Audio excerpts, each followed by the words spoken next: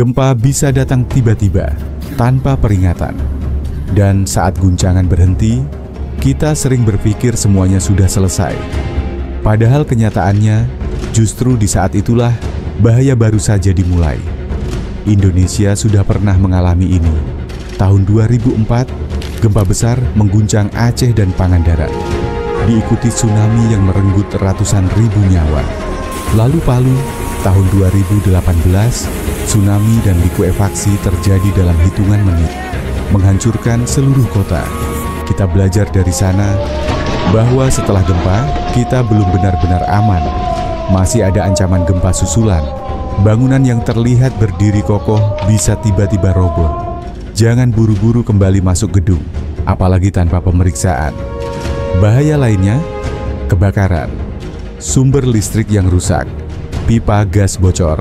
Dua hal yang bisa berubah jadi ledakan jika tidak ditangani cepat. Kalau tidak ada sistem otomatis yang bisa merespons saat itu juga, risiko akan jauh lebih besar. Dan jika pusat gempa berada di laut, ada satu risiko lagi yang mengintai, tsunami. Seringkali tanpa sirin, tanpa aba-aba. Kalau air laut tiba-tiba surut, itu tanda peringatan alami. Segera menjauh, naik ke tempat tinggi. Jangan tunggu instruksi. Di daerah perbukitan, longsor bisa terjadi. Jalan terputus, akses komunikasi lumpuh, dan bantuan terlambat datang. Dan di balik semua itu, ada satu hal yang sering luput dari perhatian. Trauma. Anak-anak, lansia, bahkan orang dewasa bisa kehilangan rasa aman.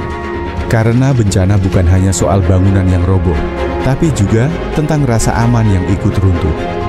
Makanya kita perlu siap, bukan saat bencana datang, tapi jauh sebelum itu.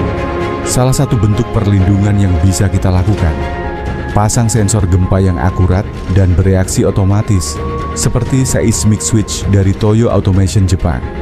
Sistem ini bukan hanya memberi peringatan dini, tapi juga bisa langsung mematikan aliran listrik dan gas untuk mencegah bahaya lanjutan. Karena di situasi darurat, 1 detik bisa menyelamatkan banyak nyawa. Cari tahu lebih lanjut di https://sensorgempa.com. Lindungi bangunan, lindungi orang-orang tercinta. Karena keselamatan bukan soal nanti, tapi sekarang.